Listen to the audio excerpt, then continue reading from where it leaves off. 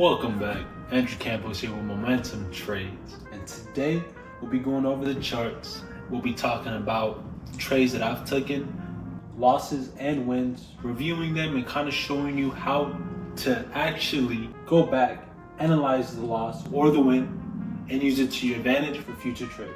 Now let's take a look at one of my wins. This one happened in particular today, this morning. And basically market conditions were a bit choppy still, right? We're still ranging overall. Price hasn't really been making a particular direction due to the fact that we're at all-time highs.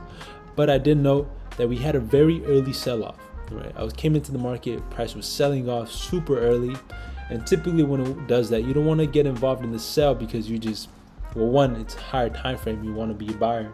And two, early sell-offs means that the market is just looking to grab liquidity.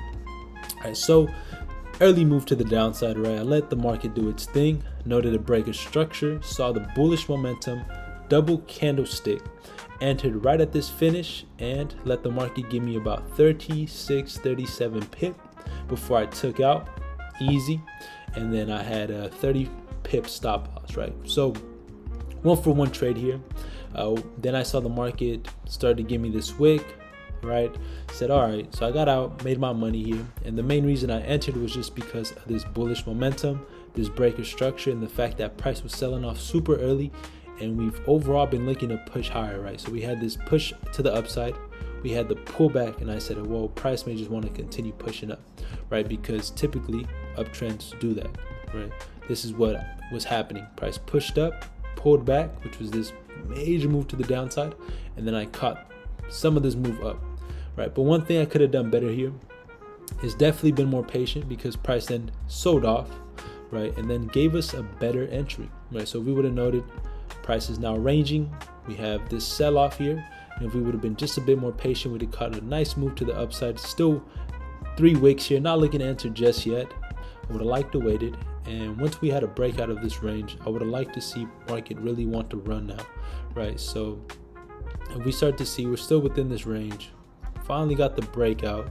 It looks like the market's still being very choppy, right?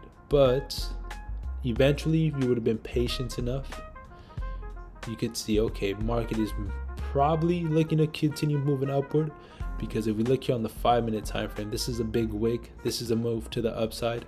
Now this right here would have been the trade I would like to take, targeting this high, going back to the 1-minute time frame here, right? Moving in, taking this buy. Based on the 5-minute, we can see now price start to push up significantly. And if we would have just held this trade, price would have just moved in our favor. Right, look at that. And just like that, I would have probably gotten out right here, but just like that, we caught 100 pips, right? So this would have been a more ideal trade. It would have required a lot more patience rather than just this quick buy, 30 pips and I'm out. But this would have been a lot more rewarding, right? So something to consider. I could have been more patient, waited for this to just die down, and then entered on a good entry, which was right here. We got this bullish, sellers fell to come in, and then buyers really came in, showing us the dominance, the retest, right? That could have been a better entry too. The retest to this overall area, this zone, this accumulation, this retest, and then the continuation, right? So overall, would have liked to have seen that instead, but took this trade. And what I'm trying to get you to really understand here is you can learn from wins and losses. And when you win, still judge it as if you lost. See what you can do better, refine it, really dig deeper into it, because there's always something better that can have been done, right? And start to implement that as soon as possible. Whatever session you trade next, implement that. Be patient. Do the things that you said you were going to do, and put that into your trading plan. And with that being said, remember, wins and losses can both be a teacher. They can teach you, you can benefit from them, and you can overall refine your trading process. Never, ever skip out on your wins and losses, right? It's like you never skip a leg day or a chest day or a back day, because every part is important.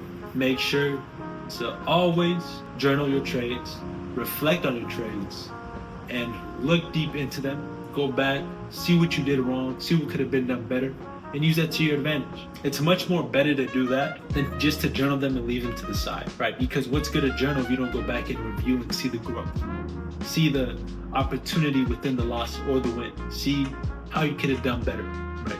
So make sure to always journal and make sure to look into the journal and see what you could do better.